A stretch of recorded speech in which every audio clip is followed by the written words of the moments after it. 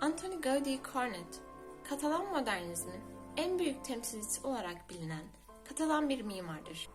Gaudí aynı zamanda Art Nouveau akımının İspanyol öncüsüdür. 1984 ve 2005 yılları arasında 7 eseri UNESCO tarafından Dünya Mirası Sit alanı ilan edildi.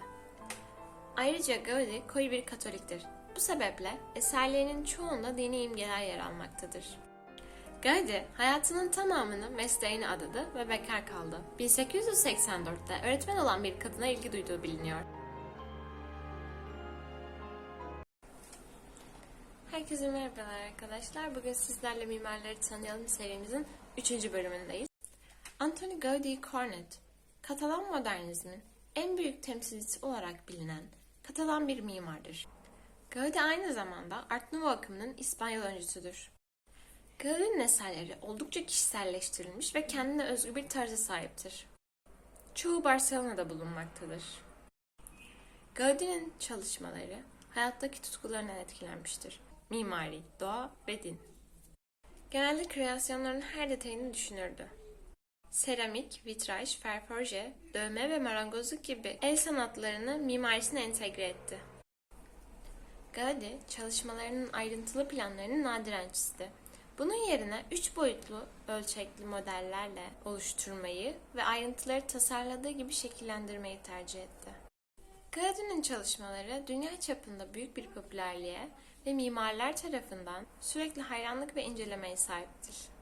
Başyapıtı hala tamamlanmamış olan Sagrada Familia Kilisesi'dir ve İspanya'da en çok ziyaret edilen anıttır. 1984 ve 2005 yılları arasında 7 eseri UNESCO tarafından Dünya Mirası Sit alanı ilan edildi.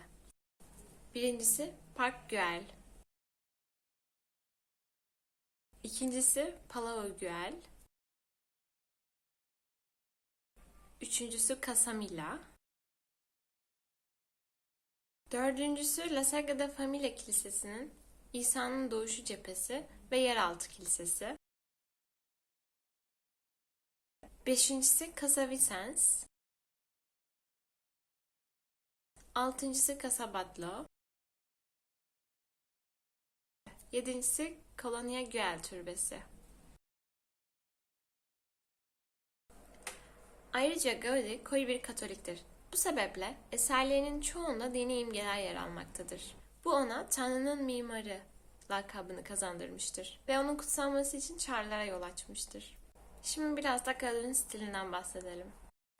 Gaudí'nin profesyonel hayatı, mekanik yapılarını araştırmayı asla bırakmaması bakımından farklıydı. Gaudí daha önceleri Walter Pater, John Ruskin ve William Morris gibi tarihselci mimari teorisyenlerinin çalışmaları yoluyla Doğu sanatlarından esinlenmiştir. Doğu akımının etkisi Capriccio, Güell Sarayı, Güell Köşkleri ve Casa Vicens gibi eserlerde görülebilir. Daha sonra Fransız mimar Eugène Viollet-le-Duc'un fikirlerini takip ederek o zamanlar moda olan neogotik harekete bağlı kaldı. Bu etki Teresian Koleji'nde, Astorga'daki Piskoposluk Sarayı'nda, Casa Botines'te ve Bellesguard evinin yanı sıra Sagrada Familia'nın mahzeninde ve apsisinde yansıtılmaktadır. Sonunda Gaudí, doğadan ilham alan organik stiliyle daha kişisel bir aşamaya geçti ve ana eserlerini inşa etti. Gaudí öğrenciliği sırasında mimarlık okulunda bir koleksiyon inceleme fırsatı buldu. Koleksiyon, üzerinde derin bir iz bırakan ve birçok eserine ilham kaynağı olan İspanya'daki mağribi anıtlarını içeriyordu. Eserlerinde çeşitlemeler ve üslup özgürlüğü ile kullandığı nasrit ve müdejjar sanatından çeşitli yapısal ve süslemeli çözümler aldı. Özellikle Gaudí, İslam sanatının mekansal belirsizliğini, sınırsız boşluklu yapılar kavramını gözlemledi. Kuşkusuz onu en çok etkileyen stil, 19. yüzyılın ikinci yarısında Eugène Viollet-le-Duc'un teorik çalışmalarıyla desteklenen gotik uyanıştı. Bununla birlikte Gaudí için gotik tarz kusurluydu. Çünkü bazı yapısal çözümlerinin etkililiğine rağmen henüz mükemmelleştirilememiş bir sanattı. Kendi sözleriyle gotik tarz kusurludur. Sadece yarısı çözülmüştür. Pusulaların yarattığı bir üslup, kalıplaşmış bir endüstriyel tekrardır. Dengesi payandalar tarafından sürekli olarak desteklenmesine bağlıdır. koltuk değneklerine dayanan kusurlu bir gövdedir. Gotik eserlerin yetersiz esnekliğe sahip olduğunun kanıtı en büyük duygusal etkilerini sakatlandıklarında, sarmaşıklarla kaplandıklarında ve ay tarafından aydınlıklarında üretmeleridir.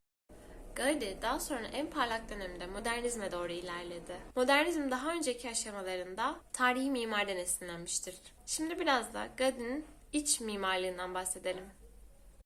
Gaudi iç mimar olarak da öne çıktı ve binalarının çoğunu mobilyalardan en küçük ayrıntılara kadar kişisel olarak dekore etti.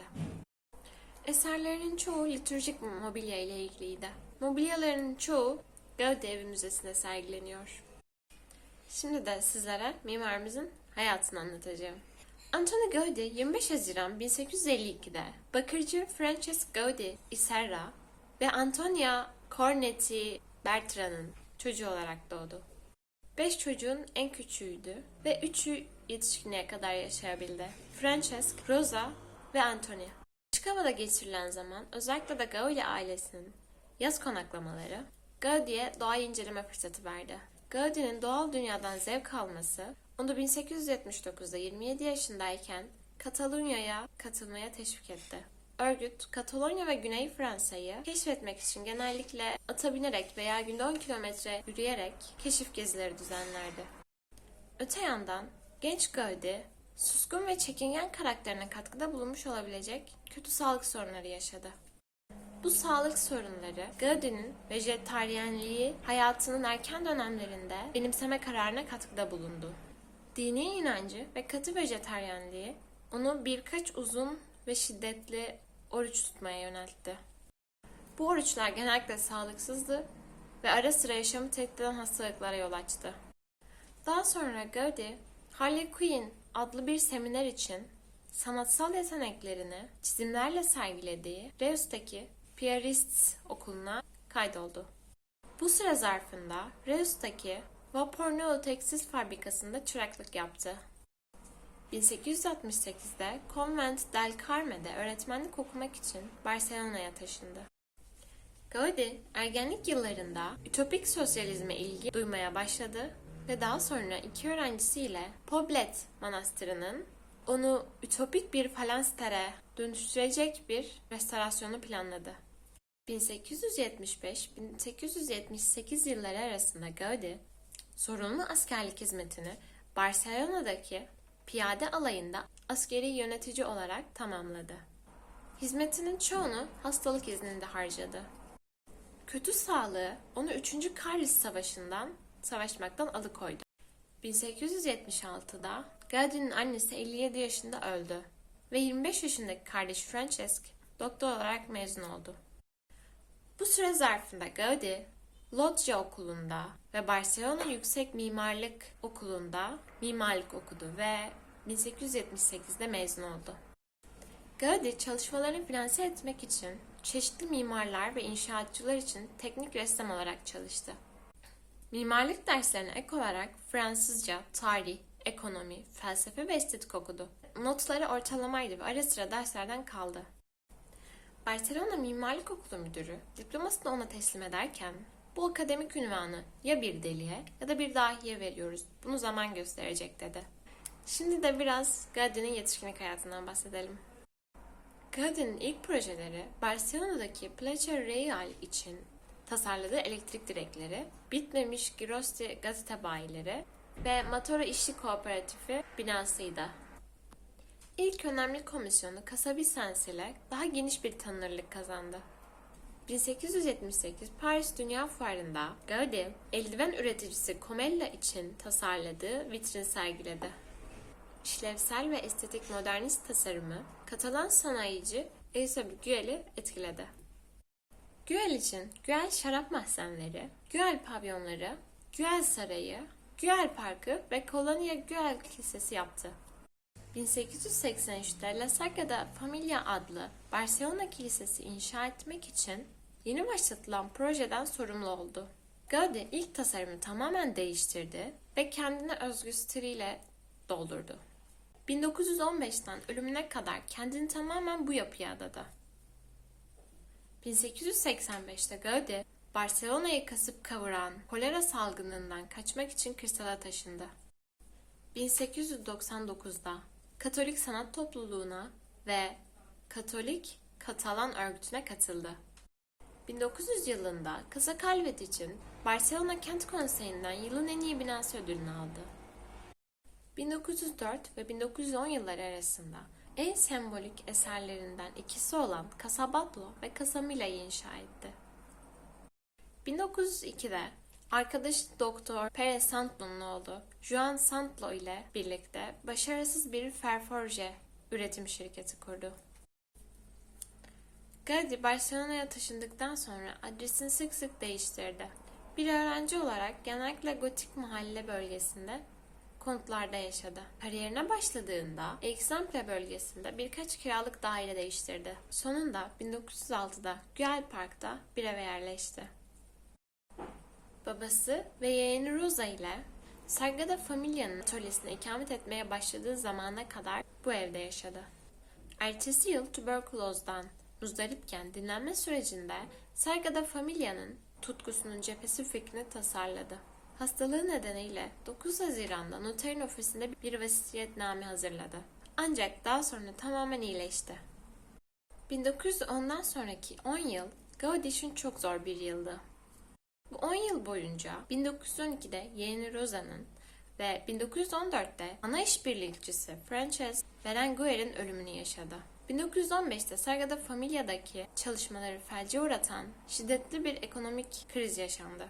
Kolonia Güell'de 1917'de iş kesintisi oldu ve hem arkadaşı hem patronu olan Eusebio Güell 1918'de öldü.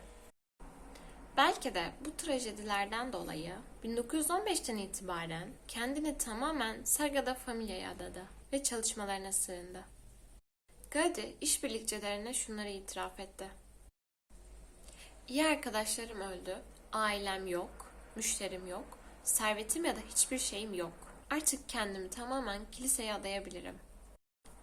Gaudí, yaşamının son yıllarını tamamen Yoksullar Katedrali'ne adadı ve bilindiği gibi devam etmek için sadaka aldı. 1936'da İspanya İç Savaşı sırasında Gaudí'nin Sagrada Familia'daki atölyesi saldırıya uğradı ve modernist mimarın çok sayıda belgesi, planı ve modeli yok edildi.